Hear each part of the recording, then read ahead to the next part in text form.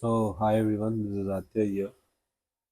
We are here with a new video on the hands-on for the contents that we actually discussed on week two.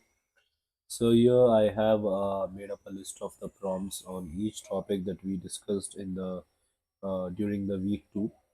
Okay, so the first topic that we actually discussed in week two was prompt refinement and iterations. So here I have made a set of prompts, okay, which will help you to understand prompt refinement and iteration in a better way. And there's a hands-on, so let us directly dive into it.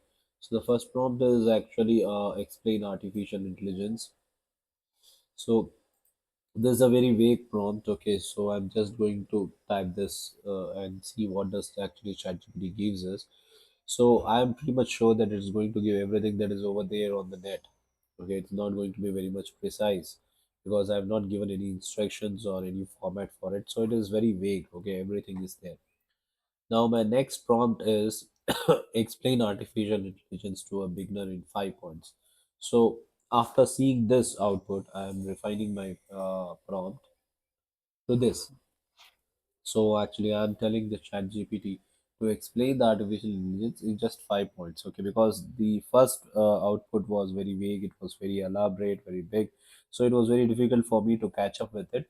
So I refined my prompt and I told Chat GPT, see, boss, I just want my explanation in just 5 points. So this makes me to understand in a better way.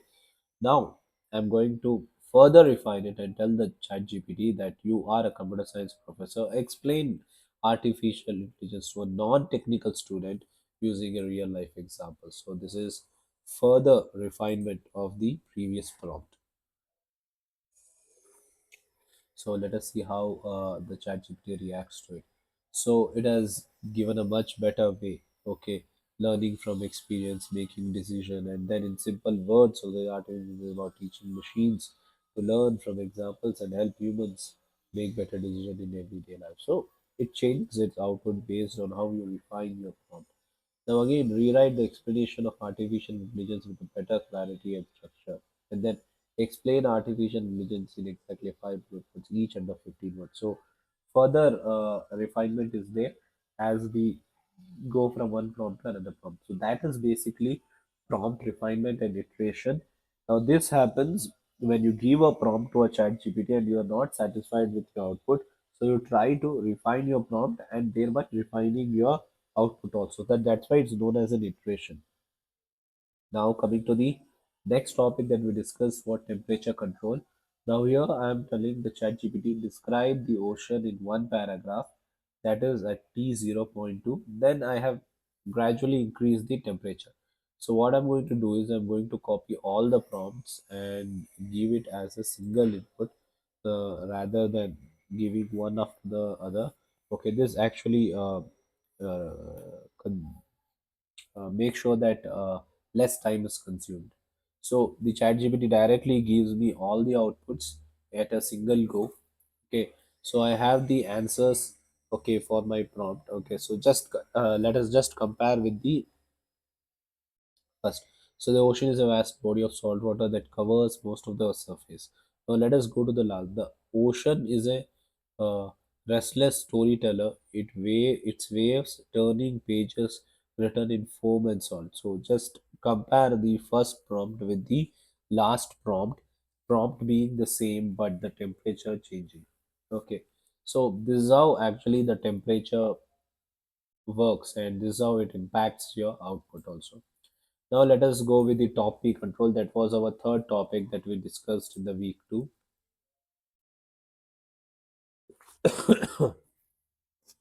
So here I've told it to write one sentence about sunrise. So the sun rises in the morning and brings light to the sky, light to the day.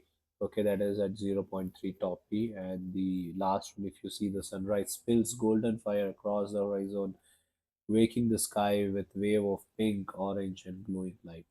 So there's a huge difference. So that's why I said normally temperature and the top peak control are best suited for the people actually who are in the artistic domain or media industry or someone who is writing songs lyrics.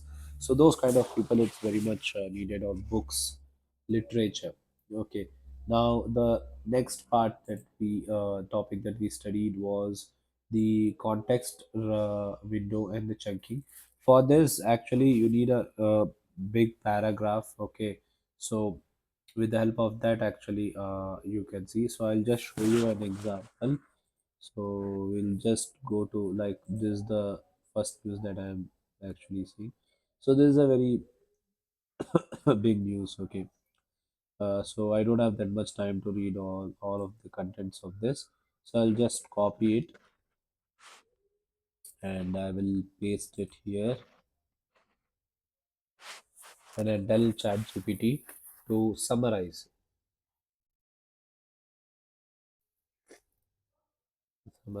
the above content in 3 bullet points.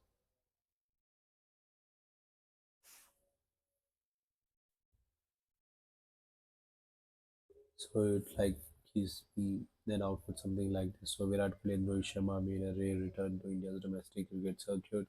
Their participation followed a mandate by the BCCI, and the last one, both stars represented their state teams in the opening round of the Vijay Hazare Trophy. So that's how basically this context window and chunking actually works. Now the next topic that we studied was basically the feedback based prompting. So here what I've done is I've taken 5 prompts. So I've listed, like, list 5 benefits of online education.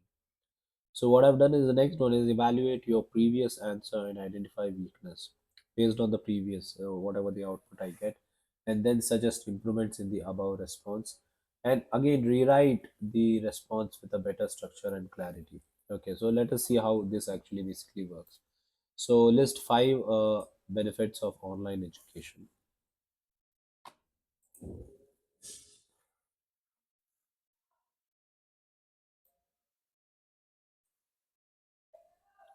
So it has given me the output as 5 advantages. Now I'll tell evaluate your previous answer and identify weakness. Now I'm asking ChatGPT itself, okay, for feedback. Okay, so it has given me strength, okay, and also weak areas and how it can be improved. Now what I'm tell is ChatGPT suggest improvement to the above response. So what are the improvements that I can actually do? Okay, here are some. So it gives me the response: tighten the structure, be more actionable, quantify where possible, reduce repetition. Okay, add a sample improved sentence, align with evaluation purpose, end with a refinement checklist. Okay, so then I will tell rewrite the response with better structure and clarity. This is the feedback. Okay, so I am telling ChatGPT itself to keep on refining it. So it has given me a better output on the online education.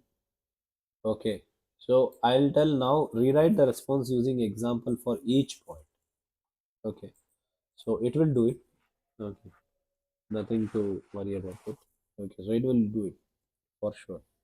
So here it will give me with examples on online education. So you can see the benefits listed are accurate and commonly accepted.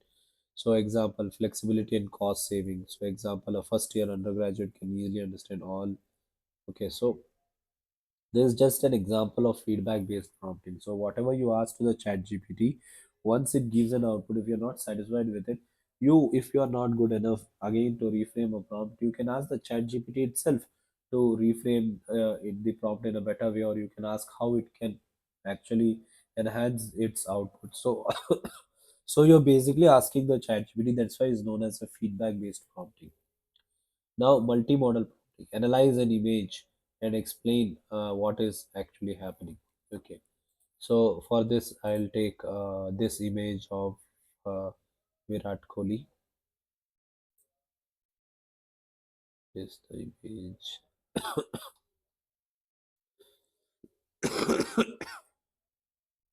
Yeah, this is the image. We'll save this image. Oh, no, better to copy it. Okay. I'll go here. just image. So you can ask it, analyze this image and explain what is happening. Very simple. So that's the multimodal prompting. So you can do whatever you want.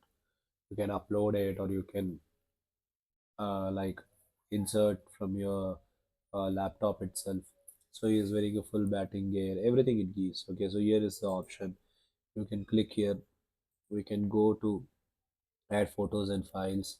Okay, and whatever you want, basically you can actually upload it, and you can ask the chat GPT for this. Okay, so that is how basically multimodal prompting works. Okay, the next one is tool thinking prompts. Okay, so here what happens is, if external tools are required, explain which which tool you would use to answer this question and why. Why is today's weather? What is today's weather in Bangalore? So basically, what happens is, now ChatGPT will actually work with an external tool. Okay, that is the weather, and actually tells us the weather. So it will tell you. See,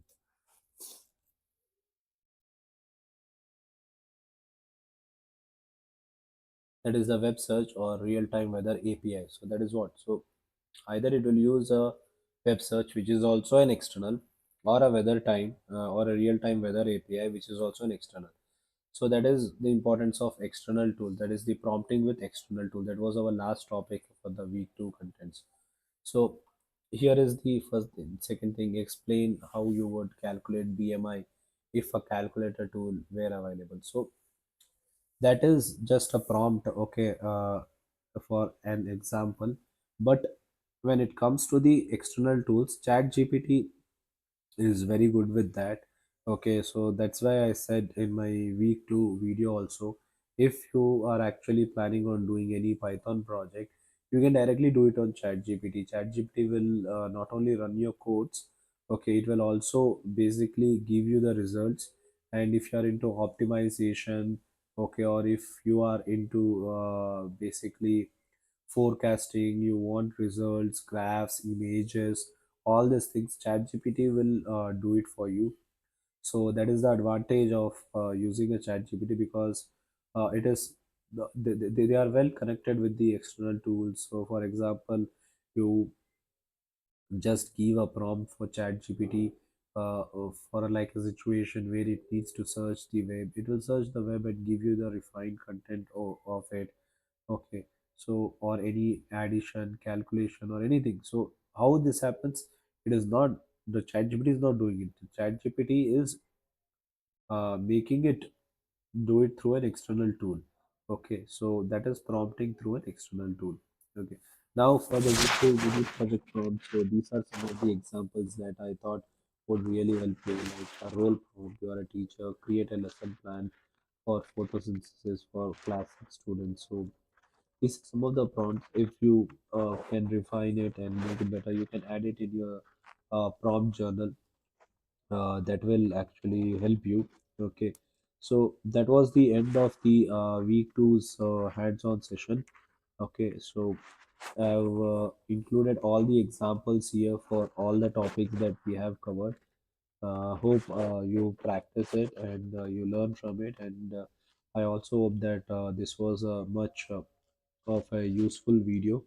Okay, not much of a technical content to it, but just a very simple examples, just copy and paste. But it will be helpful for you in some point of time. Okay, but the more and more prompt you give it to the chat GPT, the better you get at prompting. Not just one or two prompt. Make sure that you keep on practicing different prompts from different areas. You might be an academician, you might be a researcher, you might be an industry person. It doesn't matter. You can pick a prompt on any area of politics. Okay, you can ask the chat GPT, considering yourself as so and so, how would your action plan be? So you can try. There's no limit to chat GPT's thinking capabilities. You can explore that also. So try it yourself, like one, two, three times, no, many times. That will be very much helpful. And as you master it, okay, you need to have like a blueprint or a final copy of the prompts of each area. Okay, which you use it on day-to-day basis, that actually makes you efficient enough to use it whenever it is required, rather than typing, making errors. Okay, those kind of stuff you can actually uh, avoid doing those things, and you can directly copy and paste your refined prompt and get a precise answer. So that will be all for the week 2 hands-on. Now let us meet for the week 3 class.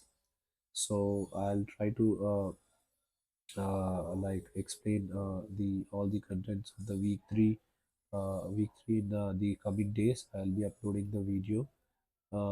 And till then, okay, this is Atya Balaji signing off. Please go through the video, it will help you a lot. Okay, once again, I'm telling you, I am not here to make this as something very big. This is just a simple thing most of you might be knowing.